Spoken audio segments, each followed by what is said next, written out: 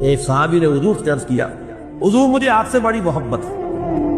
حضور نے فرمایا انظر ماذا تقول، ذرا سوچ لو، غور کر لو کیا کہہ رہے ہیں۔ انہوں نے پھر عرض کیا حضور مجھے آپ سے بڑی محبت ہے۔ پھر آپ نے فرمایا انظر ماذا تقول۔ تیسری مرتبہ جب انہوں نے دہرایا حضور مجھے آپ سے بڑی محبت ہے، تو فرمایا آپ نے فاعد للفقر، تو آپ فقر و فاقے کی تیاری کریں۔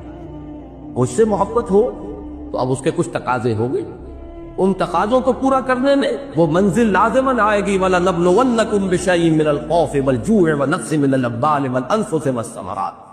ہم تو لازماً آزمائیں گے تمہیں۔ جو بھی محمد کے عاشق ہو، جو اللہ کے ماننے والے اور چاہنے والے ہو، ان کے لیے تو یہ آزمائشیں آ کر رہیں گی۔ اس میں بھوک بھی ہے، فاقہ بھی ہے، جان و مال کا زیاں اور ضیاع بھی ہے، یہ سب کچھ آ کر رہے گا، خوف بھی آئے گا۔